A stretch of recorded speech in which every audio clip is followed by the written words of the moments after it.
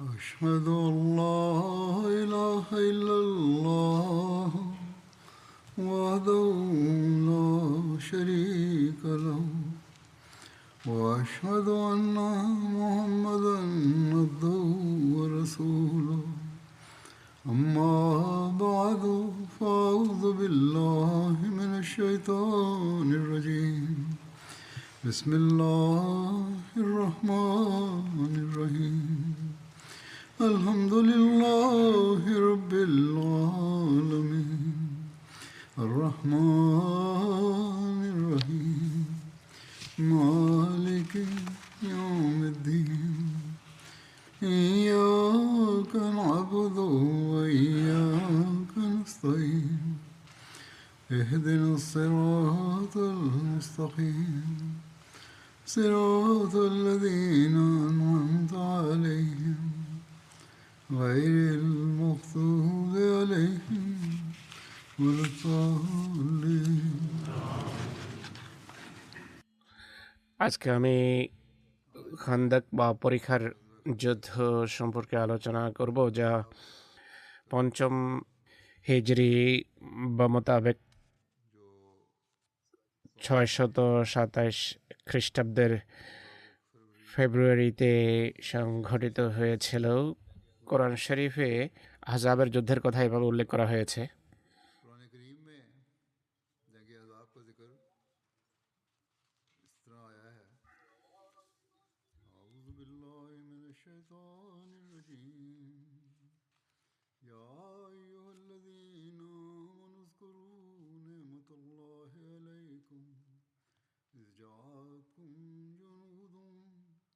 فأرسلنا عليهم ريحا وجنودا لم تروها وكان الله بما تعملون بصيرا إذ جاءوكم من فوقكم ومن أسفل منكم وإذ زاغت الأبصار وبلغت القلوب الحناجر وتظنون بالله الظنونا هنالك ابتلي المؤمنون وزلزلوا زلزالا شديدا وإذ يقول المنافقون والذين في قلوبهم مرض ما وعدنا الله ورسوله إلا غرورا وإذ قالت طائفة منهم يا أهل يثرب لا مقام لكم فارجعوا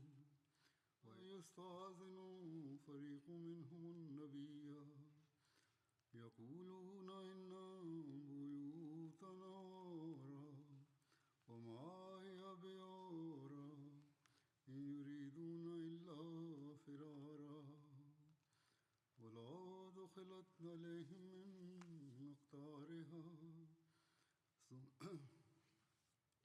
ثم سئلوا الفتنة لأتوها وما تلبثوا بها إلا يسيرا ولقد كانوا عهدوا الله من قبل لا يولون الأدبار وكان عهد الله مسؤولا قل لن ينفعكم الفرار إن فررتم من الموت أو القتل وإذا لا تمتعون إلا قليلا قل من ذا الذي يعصمكم من الله إن أراد بكم سوءا وأراد بكم رحمة ولا يجدون لهم من دون الله وليا ولا نصيرا قد يعلم الله الموفقين منكم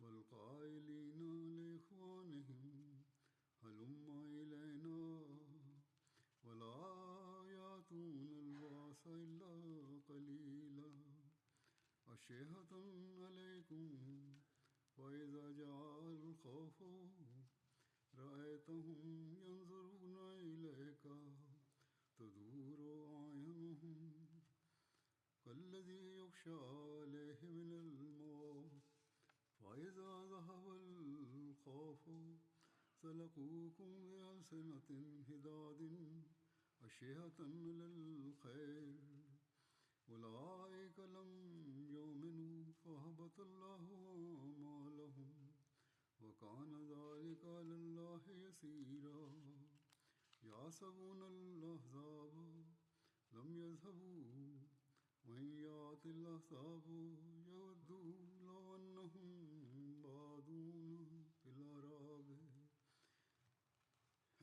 بادون في الأعراب يسألون عن أنبائكم ولو كانوا فيكم ما قاتلوا إلا قليلا لقد كان لكم في رسول الله أسوة حسنة لمن كان يرجو الله واليوم الآخر وذكر الله كثيرا ولما رأى المؤمنون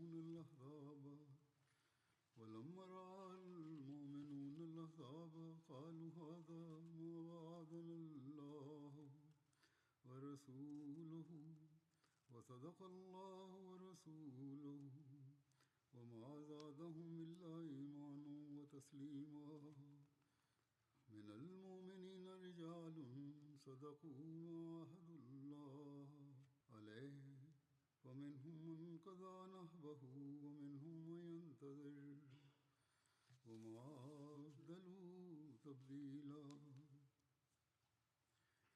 ليجزي الله الصادقين بصدقهم ويعذب المنافقين إن شاء ويتوب عليهم إن الله كان غفورا رحيما ورد الله الذين كفروا بغيظهم لم ينالوا خيرا وكفى الله المؤمنين القتال وكان الله قويا عزيزا হে মুমিনগণ, তোমরা তোমাদের প্রতি আল্লাহর সেই নেয়ামত স্মরণ করো যখন তোমাদের উপর এক বাহিনী চড়াও হয়েছিল। তখন আমরা তাদের বিরুদ্ধে এক ঝড়বায়ু ও এক বাহিনী প্রেরণ করেছিলাম যাদের তোমরা দেখতে পাচ্ছিলে না। আর তোমরা যা কিছু করো আল্লাহ তার সম্যক দ্রষ্টা। স্মরণ করো তারা যখন তোমাদের উপরের দিক থেকে এবং তোমাদের নিচের দিক থেকেও তোমাদের উপর চড়াও হয়েছিল, আর যখন তোমাদের চোখ ভয়ে পাথর হয়ে গিয়েছিল আর প্রাণ ওষ্ঠাগত ছিল এবং আল্লাহ সম্বন্ধে তোমরা নানা রকম ধারণা পোষণ করছিল, সেখানে মোমেনদের পরীক্ষায় ফেলা হয়েছিল আর তাদের ভীষণভাবে প্রকম্পিত করা হয়েছিল। আর স্মরণ করো যখন মুনাফিকেরা এবং যাদের অন্তরে ব্যাধি ছিল তারা বলল, আল্লাহ ও তার রসুল আমাদের যে প্রতিশ্রুতি দিয়েছিলেন তার ধোঁকা ছাড়া আর কিছুই ছিল না। আর তাদের একদল যখন বলছিল, হে ইয়াসের বাসীগণ, তোমাদের এখন আর কোনো ঠাঁই নাই, অতএব তোমরা ফিরে যাও। আর তাদের একদল এই বলে নবীর কাছে অনুমতি চাচ্ছিল, নিশ্চয়ই আমাদের ঘরবাড়ি অরক্ষিত, অথচ সেগুলো অরক্ষিত ছিল না, তারা কেবল পালাতে চাচ্ছিল। আর তাদের বিরুদ্ধে যদি অর্থাৎ মদিনা চতুর্দিক থেকে শত্রুর সেনাদের প্রবেশ করিয়ে দেয়া হতো এবং এরপর মুসলমানদের বিরুদ্ধে বিশৃঙ্খলা সৃষ্টির জন্য তাদের বলা হতো, তাহলে তারা অবশ্যই তা করত। কিন্তু এরপর সেখানে অর্থাৎ মদিনায় তারা স্বল্পকালে থাকতে পারবে। আর তারা নিশ্চয়ই পূর্বেই আল্লাহর সাথে অঙ্গীকার করেছিল যে তারা পৃষ্ঠ প্রদর্শন করবে না। আর আল্লাহর সাথে কৃত অঙ্গীকার সম্পর্কে অবশ্যই জিজ্ঞাসা করা হবে। তুমি বলো, তোমরা মৃত্যু অথবা হত্যা থেকে পলায়ন করতে চাইলেও পলায়ন তোমাদের কোনো কাজে আসবে না।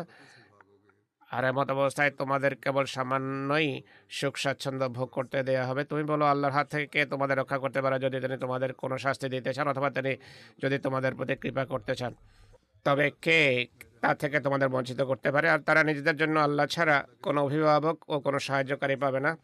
আর আল্লাহ তোমাদের মধ্যে হতে জেহাদ করা থেকে অন্যদের বাধা দানকারীদের ভালো করেই জানেন এবং তাদেরও যারা তাদের ভাইদের বলে আমাদের কাছে চলে আসো, আর তারা নিজেরাও যুদ্ধে খুব কমই অংশগ্রহণ করে থাকে, তোমাদের ব্যাপারে তারা ভীষণ কৃপণ। আর যখন ভয় ভীতি দেখা দেয় তখন তুমি তাদেরকে দেখবে তারা তোমার দিকে এমনভাবে তাকায় যেন তাদের চোখ মৃত্যু ভয়ে মূর্ছাগত ব্যক্তির চোখে নেয়া আতঙ্কে ঘুরছে।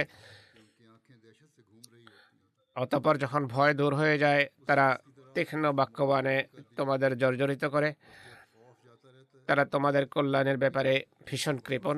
এরাই সেসব লোক যারা সত্যিকার অর্থে ঈমান আনেনি। অতএব আল্লাহ তাদের কর্ম নিষ্ফল করে দিয়েছেন এবং আল্লাহর পক্ষে এটা অতি সহজ। তারা মনে করে হানাদার বাহিনী এখনও ফিরে যায়নি, আর হানাদার বাহিনী যদি আর আক্রমণ করে সেক্ষেত্রে তারা চাইবে তারা যদি বেদুইনদের মাঝে মরুভূমিতে থাকতো আর তোমাদের খোঁজ খবর নিত ভালো হতো। আর তোমাদের মাঝে থাকলেও তারা খুব কমই যুদ্ধ করত। নিশ্চয়ই তোমাদের জন্য আল্লাহ রসুলের মাঝে উত্তম আদর্শ রয়েছে, আর প্রত্যেক সে ব্যক্তির জন্য যে আল্লাহ পরকালের সাক্ষাৎ সম্পর্কে আশা রাখে এবং আল্লাহকে অধিক হারে স্মরণ করে। আর মোমেনরা যখন হানাদার বাহিনীকে দেখতে পেল তখন তারা বলল, আল্লাহ ও তার রসুল আমাদের যে প্রতিশ্রুতি দিয়েছিলেন এ তো তাই, আর আল্লাহ ও তার রসুল সত্য বলেছিলেন। हमसे वादा किया था और अल्लाह আর এই ঘটনা তাদেরকে ঈমান ও আত্মসমর্পণেই আরও উন্নত করেছে। মোমেনদের মাঝে এমন এমন অনেক পুরুষ আছে যারা আল্লাহর সাথে কৃত অঙ্গীকার সত্য করে দেখিয়েছেন। অর্থাৎ তাদের মাঝে এমনও লোক আছে যে নিজের সংকল্প পূর্ণ করেছে, অর্থাৎ শাহাদত বরণ করেছে। অপরদিকে তাদের মাঝে এমনও আছে যে এখনও অপেক্ষা করছে, আর তারা আদৌ নিজেদের সংকল্পে কোনো পরিবর্তন আনেনি। এর এর ফলাফল হলো আল্লাহ সত্যবাদীদেরকে তাদের সত্যতার প্রতিদান দেবেন এবং চাইলে মুনাফিকদের শাস্তি দেবেন, অথবা কৃপা ভরে তাদের তওবা গ্রহণ করবেন। নিশ্চয়ই আল্লাহ অতীব ক্ষমাশীল, বারবার কৃপাকারী। আর আল্লাহ অস্বীকারীদেরকে ক্রুদ্ধাবস্থায় মদিনা থেকে ফিরিয়ে দিলেন, আর তারা কোনো কল্যাণ লাভ করতে পারেনি। আর যুদ্ধে আল্লাহ মোমেনদের পক্ষে যথেষ্ট হয়ে গেলেন, আর আল্লাহ পরম ক্ষমতাবান মহা পরাক্রমশালী। কোরআনের আয়াতগুলোর অনুবাদ উপস্থাপন করলাম।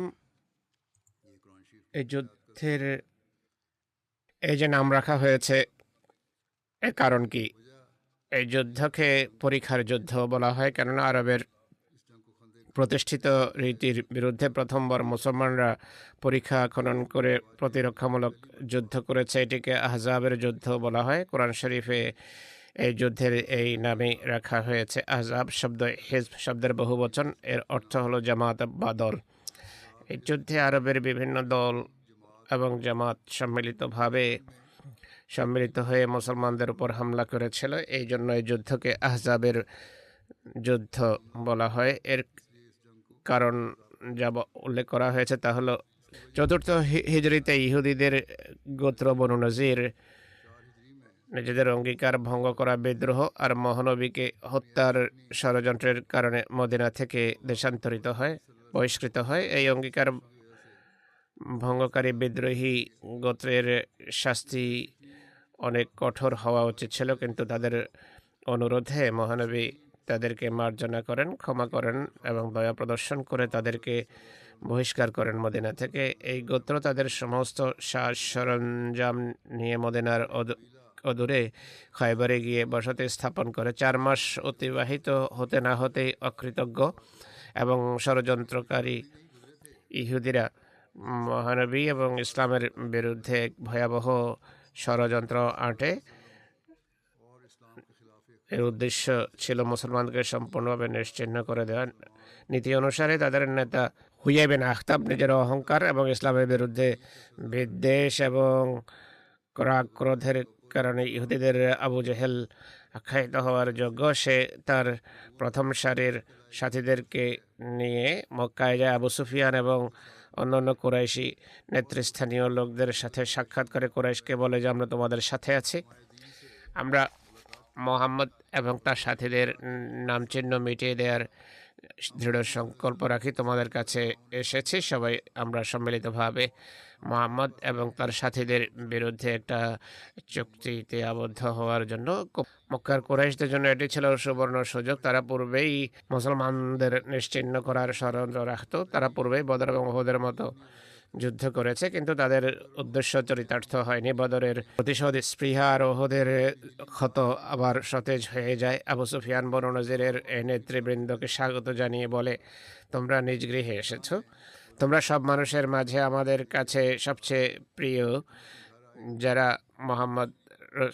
মোহাম্মদের শত্রুতায় আমাদের সাহায্য করবে।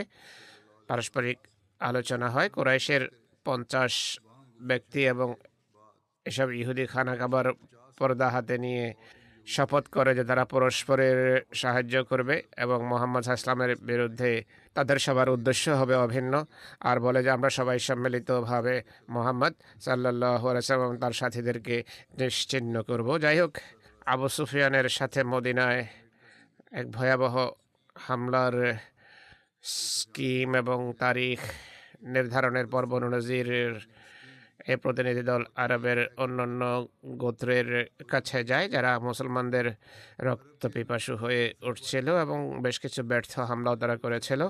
সর্বপ্রথম যায় তারা এরপর বনু গাতফানের কাছে। আরবের এক বীর গোত্র গণ্য হতো এটি। মুসলমানদের বিরুদ্ধে হিংসা বিদ্বেষে ছিল প্রথম সারিতে। ইহুদিরা তাদেরকে মহানবের বিরুদ্ধে যুদ্ধ করার আমন্ত্রণ জানায়। একই সাথে খয়বরের 1 বছরের খেজুরের উৎপাদন তাদের হাতে তুলে দেওয়ার অঙ্গীকার করে। আর এটিও বলে যে মক্কার কুরাইশও আমাদের সাথে আছে। গাতফানও সমর্থনের বা মিত্রতার প্রতিশ্রুতিতে নিজেদের পক্ষ থেকে 6000 সৈন্য পাঠানোর প্রতিশ্রুতিতে এরপর এই ইহুদি কাফেলা বনু সুলাইমের কাছে যায়। এটি দ্বিতীয় একটি গোত্র, যারা পূর্বে মুসলমানদের উপর আক্রমণের ষড়যন্ত্র করেছে কিন্তু ব্যর্থ হয়েছে। এত বড় মিত্র বাহিনী যখন হামলার কথা জানতে পারে, তারাও সানন্দে সম্মতি দেয়।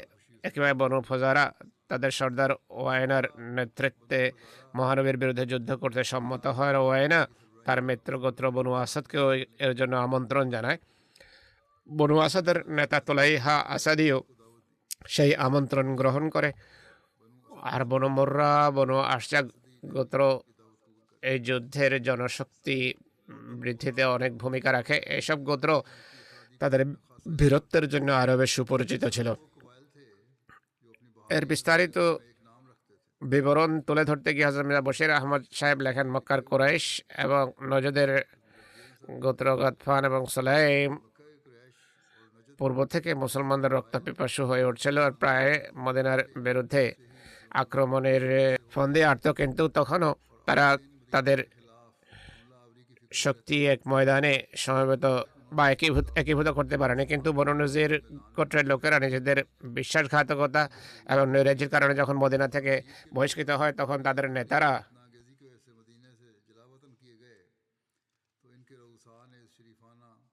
এই মানবিক এবং অনুগ্রহ সুলভ আচরণের প্রতি বৃদ্ধাঙ্গুলি প্রদর্শন করে, অর্থাৎ মহানবী অনেক বড় অনুগ্রহ করেছেন, সেটিকে পদদলিত করে এই প্রস্তাব দেয় যে আরবের সব বিক্ষিপ্ত শক্তিকে এক জায়গায় সমবেত করে ইসলামকে নিশ্চিহ্ন করার চেষ্টা করা উচিত। যেহেতু ইহুদিরা খুবই ধূর্ত ছিল, চালাক ছিল, এই ধরনের ষড়যন্ত্রমূলক কাজে খুব দক্ষতা রাখত, তাই তাদের নৈরাজ্যমূলক প্রচেষ্টা ফলপ্রদ হয়। আরবের গোত্রগুলো সম্মিলিতভাবে মুসলমানদের বিরুদ্ধে রণক্ষেত্রে ঝাঁপিয়ে পড়ে। ইহুদি নেতৃবৃন্দের মাঝে সালাম বিন আবিল হুকাইক, হুইয়া বিন আখতাব এবং কেনানা বিন রবি এই বিস্ফোরণমূলক পরিস্থিতি সৃষ্টির ক্ষেত্রে বিশেষ ভূমিকা রেখেছে। এই সকল নৈরাজ্যবাদী নিজেদের নতুন বসতি খাইবার থেকে বেরিয়ে হিজাজ এবং নজদ সফর করে সর্বপ্রথম মক্কায় পৌঁছে কুরাইশকে নিজেদের সাথে একমত করে আর কুরাইশ নেতৃবৃন্দকে সন্তুষ্ট করার জন্য একথা বলতে দ্বিধা করেনি যে মুসলমানদের ধর্ম থেকে তোমাদের ধর্ম অর্থাৎ শিরক আর মূর্তি পূজা অনেক ভালো। এরপর নজদে গিয়ে গাতফানকে নিজেদের দলভুক্ত করে আর এই গোত্রের বিভিন্ন শাখা ফজারা, মুররা প্রবৃত্তিকে নিজেদের সাথে বের হওয়ার জন্য প্রস্তুত করে। কুরাইশ এবং গাতফানের শ্রেষ্ঠ উত্তেজনার ফলে বনু সুলাইম এবং বনু আসাদও ইসলাম বিরোধী এই জোটে সংশ্লিষ্ট এবং সম্পৃক্ত হয়ে যায়। অপরদিকে ইহুদি তাদের মিত্র গোত্র বনু সাদকে বার্তা পাঠায় এবং নিজেদের অর্থাৎ তাদেরকে সাহায্য করার বিষয়ে সম্মত করে। বনু সাদকে বার্তা পাঠিয়ে তাদের দলভুক্ত করে। এই অসাধারণ জোট গঠন করা ছাড়াও কুরাইশ তাদের চতুর্পাশে বিভিন্ন গোত্রের অনেককেই যারা তাদের সমমনা ছিল, তাদের অধীনস্থ ছিল, দলভুক্ত করে পুরো প্রস্তুতি নিয়ে আরবের রক্তে পিপাসু দলগুলো মুসলমানদের নিশ্চিহ্ন করার সংকল্প নিয়ে এক ভয়াবহ বন্যার আকারে মদিনায় হামলা করে। আর এই সংকল্পবদ্ধ হয়, ইসলামকে যতদিন ভূপৃষ্ঠ থেকে নিশ্চিহ্ন না করব আমরা ফিরে আসবো না। হযরত মুসলিহ মাউদ রাদিয়াল্লাহু তাআলা আনহু এই সম্পর্কে বলেন, ইহুদিদের দুটো গোত্র যারা যুদ্ধ, নৈরাজ্য আর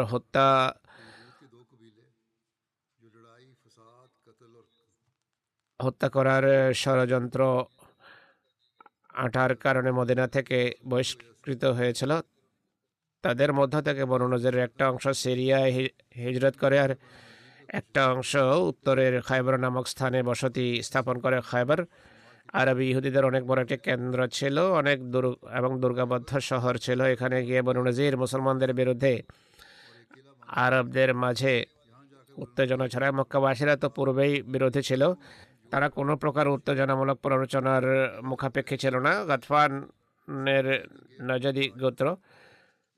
নজদি আরব গোত্র অনেক বড় গুরুত্বপূর্ণ একটি গোত্র। তারা মক্কাবাসীদের সাথে বন্ধুত্ব রাখত এবং ইসলামের শত্রুতার জন্য প্রস্তুত থাকত। ইহুদি কুরাইশ এবং গাতফানকে খেপানোর জন্য উত্তেজিত করা ছাড়াও বনু সালাইম, বনু আসাদ এর মতো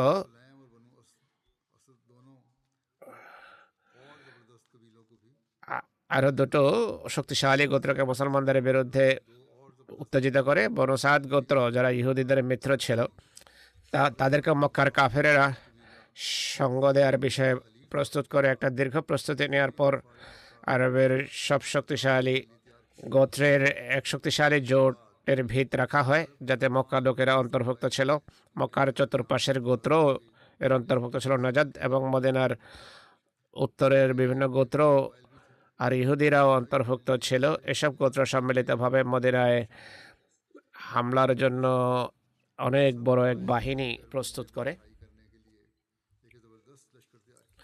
কুরাইশ এবং অন্যান্য গোত্রের যুদ্ধের জন্য যাত্রা এবং তাদের সংখ্যা সম্পর্কে আরো বিস্তারিত বিবরণ হলো, মক্কার কুরাইশ 4000 সৈন্য নিয়ে বেরিয়েছে।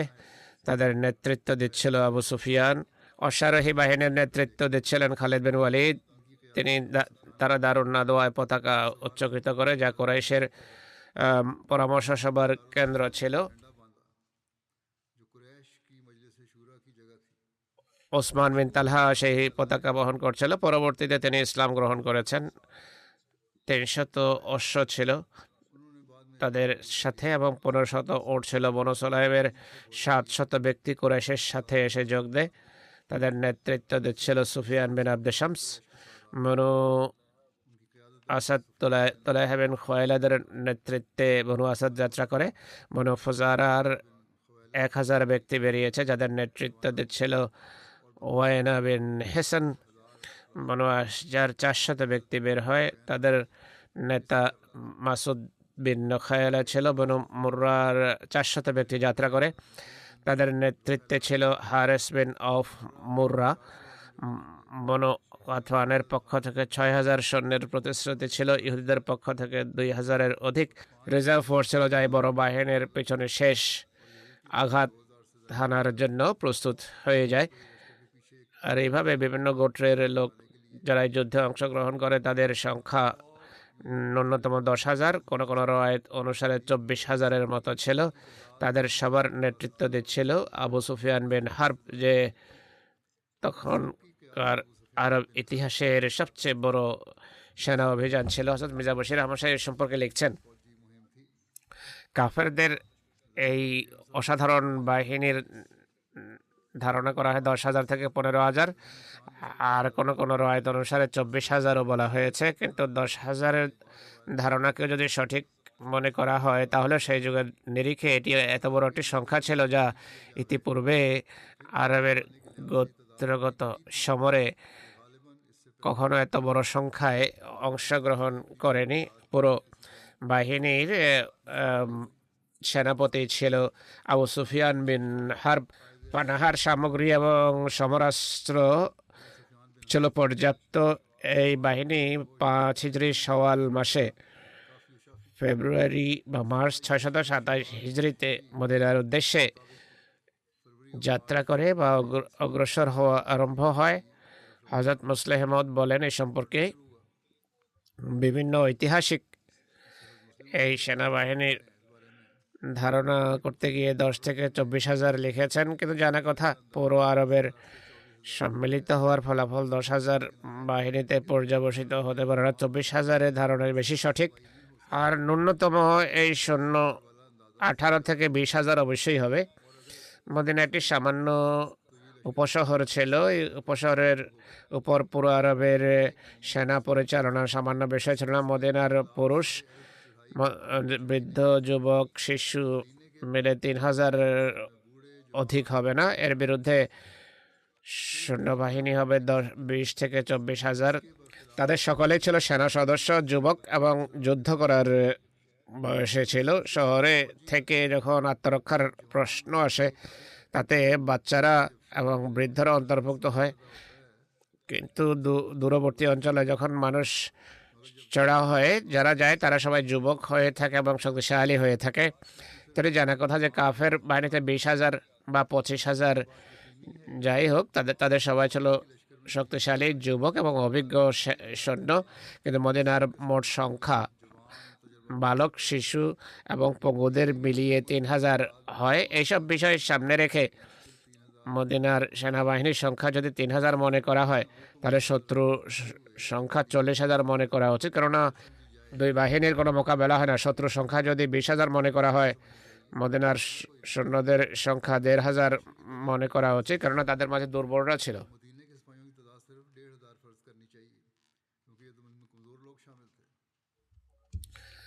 কাফেররা যুদ্ধের উদ্দেশ্যে এগিয়ে যেতে থাকে আর মহানবী সাল্লাল্লাহু আলাইহি ওয়াসাল্লামের সংবাদ পান। তিনি পরীক্ষা খননের সিদ্ধান্ত নেন। এর বিস্তারিত বিবরণে লেখা আছে যে মহানবীর গোয়েন্দা বিভাগ, ইন্টেলিজেন্স বিভাগ পুরো পরিস্থিতি সম্পর্কে অনবহিত ছিল। চতুর্দিক থেকে মহানবীর কাছে সংবাদ পৌঁছিল কুরাইশ এবং ইহুদিদের ভয়াবহ ষড়যন্ত্রের সংবাদ মদিনায় পৌঁছে তখন মহানবী সাহাবীদের সমবেত করেন, শত্রুর দুর্বিসন্ধি সম্পর্কে সাহাবীদের অবহিত করেন। আর মদিনা থেকে বেরিয়ে মোকাবেলা করবেন না মদিনায় থেকে যুদ্ধ করবেন এ ব্যাপারে পরামর্শ করেন। অনেক বড় এক সেনাবাহিনী, তাদের মোকাবেলায় যে মতামত সামনে আসে তা হলো মদিনায় থেকে আত্মরক্ষামূলক ব্যবস্থা নেওয়া উচিত, সেটি সঠিক হবে। রওয়ায়াত অনুসারে হযরত সালমান রাদিয়াল্লাহু আনহুর পরামর্শের কথা দেখা যায়। তিনি পরীক্ষা খননের পরামর্শ দেন। তিনি বলেন, হে আল্লাহর রাসূল, পারস্যে আমরা অশ্বারোহী সৈন্যের ভয় থাকলে তাদের সামনে পরীক্ষা খনন করতাম। এই কারণে তারা তা অতিক্রমের সামর্থ্য রাখত না। এই মতামত পছন্দ হয়। মহানবী মদিনার ভেতর থেকে আত্মরক্ষামূলক ব্যবস্থা নেওয়ার সিদ্ধান্ত নেন এবং পরীক্ষা খননের নির্দেশ দেন। কোনো সিরত গ্রন্থ থেকে বোঝা যায় যে পরীক্ষা খননের সিদ্ধান্ত শুধু হযরত সালমান ফারসির পরামর্শের ভিত্তিতে ছিল না, বরং আল্লাহ তাআলা এলহামে মহানবী সাল্লাল্লাহু আলাইহি সাল্লামকে রীতি অবহিত করেছিলেন। কেননা আরবদের জন্য এই রীতি ছিল সম্পূর্ণ অভিনব। তারা আত্মরক্ষামূলক পরীক্ষা খননের কথা জানত না। লেখা আছে, আবু সুফিয়ান শক্তির নেশায় বিভোর হয়ে এক শক্তিশালী বাহিনী নিয়ে মদিনায় যখন হামলা করে, আর মদিনাবাসীদের পক্ষ থেকে কোনো বাধা প্রতিবন্ধকতা চোখে পড়ল না, আর কোনো ইসলামী বাহিনীও সে দেখেনি, তখন প্রধানত অনেক বড় সৈন্যবাহিনী নিয়ে আসার কারণে অহংকারে মত্ত হয়ে ভাবছিল যে আজকে মদিনাবাসীদেরকে তাদের হাত থেকে কেউ রক্ষা করতে পারবে না, ওটা মদিনাকে আজকে নিশ্চিহ্নই করে ফেলবো। মদিনা পর্যন্ত পথে কোনো বাধা বিপত্তি না দেখে তার অহংকার আরো বেড়ে যায়। কিন্তু ঘোড়া ছুটিয়ে যখন মদিনার কাছে সে পৌঁছে, হঠাৎ করে নিজের সামনে 5 কিলোমিটার দীর্ঘ 8-9 ফুট গভীর এবং চওড়া পরীক্ষা দেখে সে হতভম্ব হয়ে যায়। এই পরীক্ষা এত গভীর এবং চওড়া ছিল যে ঘোড়া দড়িয়ে এটি অতিক্রম করা সম্ভব ছিল না। তারা যখন এটি অতিক্রম করতে ব্যর্থ হয়, তখন রাগ, অসহায়ত্ব, অহংকার এবং আত্মম্ভরিতার মিশ্র প্রতিক্রিয়ায় কলুষিত এক পত্র মহানবীর কাছে লেখে, যাতে সে লিখেছে যে লাত, উজ্জা, जिसमें उसने लिखा कि लात, उज़्ज़ा, সাফ, নায়লা এবং হুবলের শপথ, আমি আমার বাহিনী নিয়ে এখানে এসেছি এই সংকল্পবদ্ধ হয়ে, যতক্ষণ তোমাদের নিশ্চিহ্ন করতে পারবো না ফিরে যাবে না। কিন্তু আমি দেখছি তোমরা আমাদের মোকাবেলা করতে দ্বিধা করছো আর নিজেদের চতুর্পাশে পরীক্ষা খনন করেছো। হায়, আমি যদি এটি জানতে পারতাম যে তোমাদের এটিকে শিখিয়েছি তাহলে ভালো হতো। আর আমরা ফিরে গেলেও স্মরণ রেখো যে ওহদের যুদ্ধের দিন আবার তোমাদের স্মরণ করাবো, যখন তোমাদের মহিলাদেরকেও আমরা জবাই করব।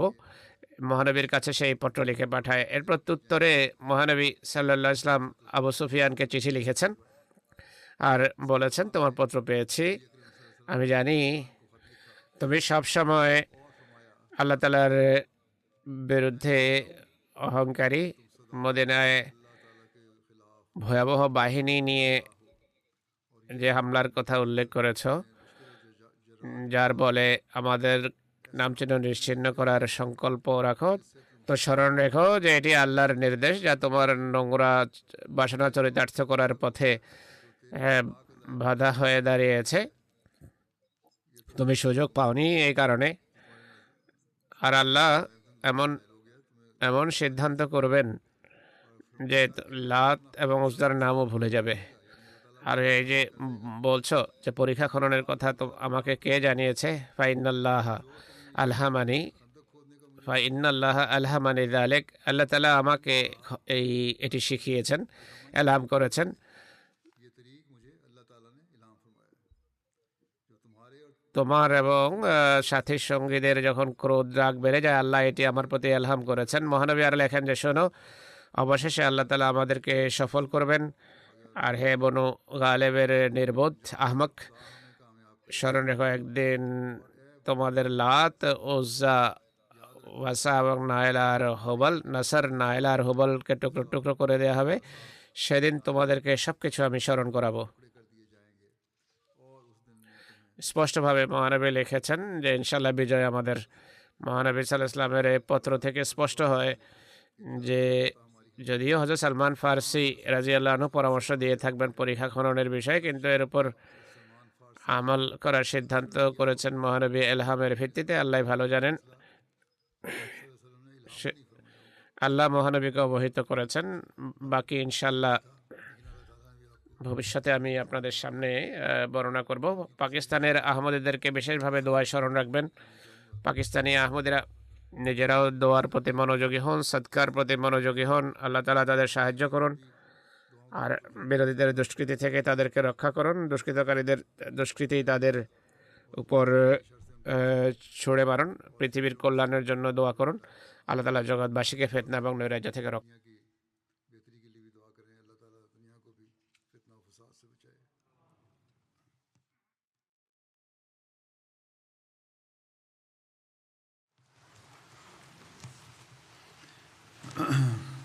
अल्हम्दुलिल्लाह अल्हम्दुलिल्लाह नहमदुहु व नस्तईनुहु व नस्तगफिरुहु व नुमिनु बिही व नतवक्कलु अलैहि व नऊज़ु बिल्लाहि मिन शुरूरि अनफुसिना व मिन सय्यिआति अमालिना मन यहदिहिल्लाहु फला मुदिल्ल लहु ومن يضلل فلا هادي له ونشهد أن لا إله إلا الله ونشهد أن محمدا عبده ورسوله عباد الله رحمكم الله إن الله يأمر بالعدل والإحسان وإيتاء ذي القربى